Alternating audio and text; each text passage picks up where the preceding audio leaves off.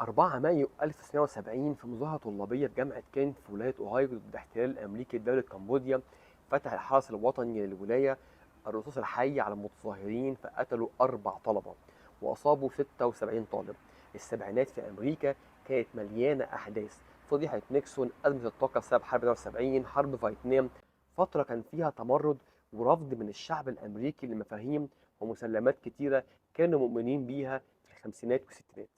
كان طبيعي إن ده كمان ينعكس على مجلات الكوميكس وعلى ستانلي. أهلا بيكم في الحكاية، وأنا يوسف عزت. وأول المتمردين كان ستانلي نفسه. إن مع حالة الغضب والتمرد وسط الشباب الأمريكان انتشرت للأسف المخدرات بينهم. فوزارة الصحة الأمريكية في عهد نيكسون في أوائل 1970 بعتت لستانلي بتطلب منه إنه يستغل تأثير أبطاله ومارفل عامة بإنه يخاطب الشباب بأضرار المخدرات. وبيقرر ستانلي انه يدخل الرساله دي في قصه لسبايدر مان على 3 اعداد. وزي ما حكيت قبل كده كان لازم تتعرض الاول القصه على لجنه الكود بتاعت الكوميكس عشان تاخد موافقه. ورفضت اللجنه القصه ان الكود بينص ان ممنوع ذكر المخدرات باي طريقه كانت. لما بيعرف ستانلي بالرفض بناء على حكايته هو قال طز في الكود، وراح منزلها من غير الختم. ونزل ال3 أعداد عدد 96 و97 و98 بداية من مايو 1971.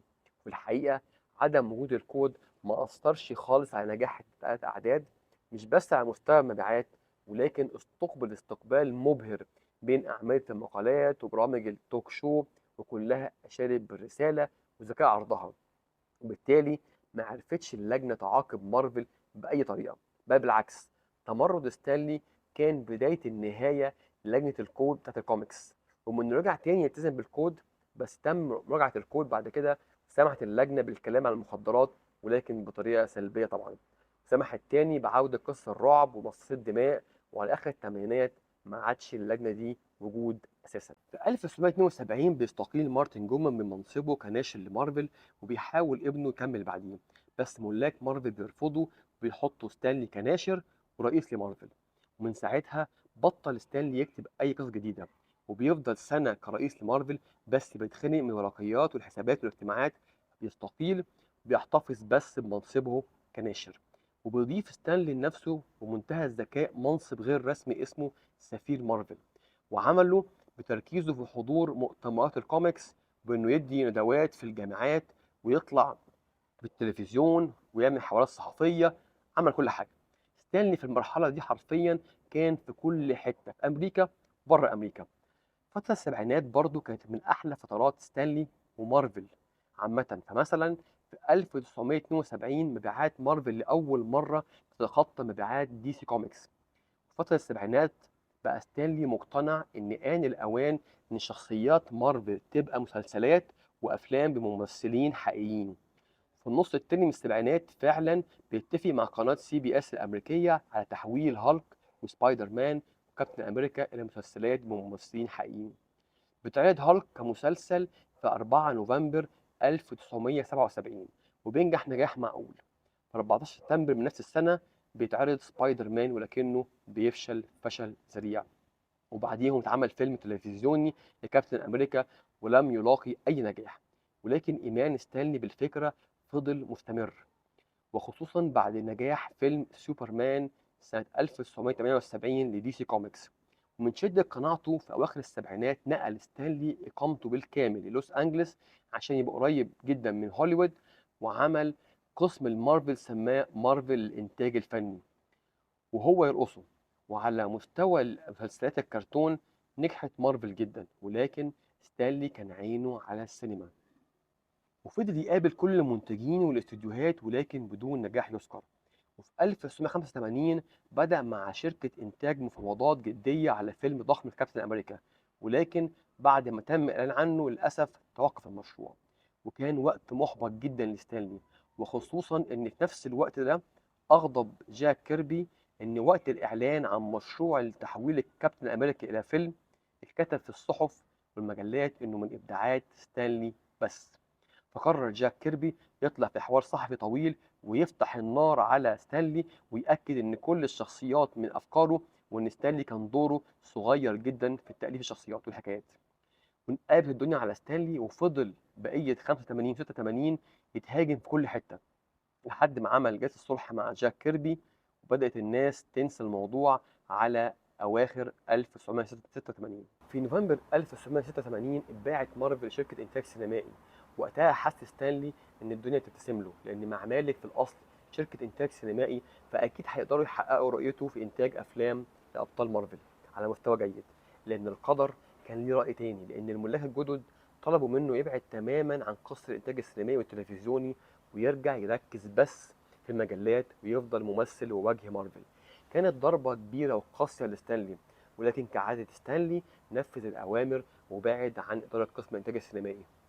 ولكن الحظ بيقف تاني مع ستانلي، لأن مارفل اتباعت لمالك جديد في 1989، والملك الجديد كان ليه منظور مختلف، فعمل شركة تابعة لمارفل تحت مسمى مارفل فيلم، وخلى ستانلي هو اللي يديرها.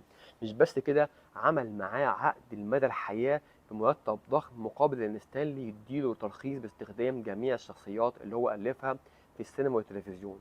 وكأن الدنيا كانت بتصالح ستانلي، وكمان بيطلب منه يشتغل على فيلم سبايدر مان، ورصد للفيلم ميزانية ضخمة، وجاب له واحد من أهم المخرجين وقتها، جيمس كاميرون. بدأت أحلام ستانلي كأنها تتحقق. لكن فرحة ستانلي ما كملتش، إن إدارة مارفل الجديدة عملت خطوات إدارية كتير غلط مع شوية تلاعب مالي، وفي نهاية 1996 أعلنت مارفل إفلاسها وتوقفت كل مشاريعها. وعلى أواخر 1997 كانت شركة اسمها توي باز اشترت مارفل، والمرة دي الملك الجديد كان متحمس للإنتاج السينمائي، ولكن من غير ستانلي. لأن أول حاجة عملوها لغوا عقد ستانلي بتاع مدى الحياة، وعرضوا عليه عقد جديد لمدة سنتين وبنص المرتب. بيرفض ستانلي العرض، وبيهددهم إنه هيسحب موافقته لمارفل في استغلال شخصياته في السينما والتلفزيون.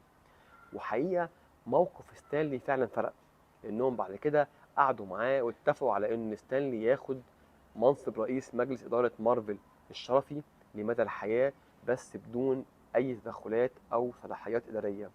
وإنه كمان يفضل وجه مارفل مقابل $1,000,000 مرتب سنوي، ومعاش محترم للورثة بتوعه، وكمان 10% من أرباح أي فيلم من أفلام مارفل.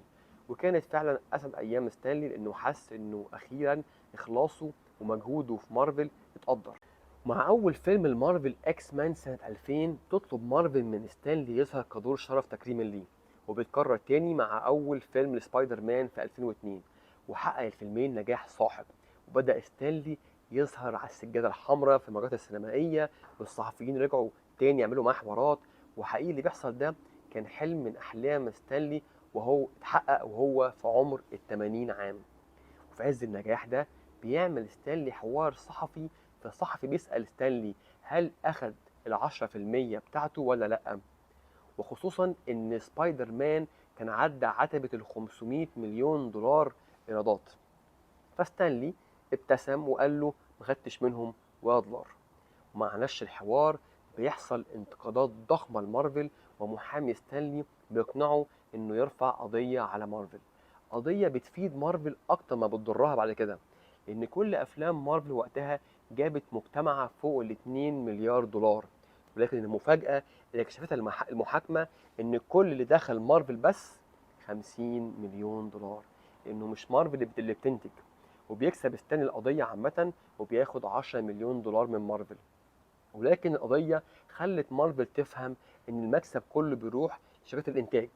وفي خطوة جريئة بتقرر مارفل تنتج هي الفيلم بتاع ايرون مان، وبينجح طبعا نجاح فوق الخيال. وتستمر مارفل في إنتاج أفلامها ومسلسلاتها، وبيظهر ستانلي في 37 فيلم المارفل كضيف شرف، إلى أن بيرحل عن عالمنا في 12 نوفمبر 2018 عن عمر يناهز ال 96. سايب لنا شخصيات وقصص هتعيش معانا ل100 سنة جاية، يمكن أكتر، لأن الإبداع بيعيش أكتر من صاحبه، بالذات لما يكون الإبداع مراية لحل الناس وأفكارهم وتطوراتهم الثقافية. عبقرية ستانلي إنه ما كانش مجرد مؤلف قصص مصورة طفولية، لأ، ده كان قارئ جيد لتطورات المجتمع الأمريكي، اتأثر بيه وأثر فيه. بكده خلصنا حكاية ستانلي، واستنوني في حكايات تانية جديدة، ويومكم حلو مليان بحكايات الحلوة. وما تنسوش الفولو والشير والسيف.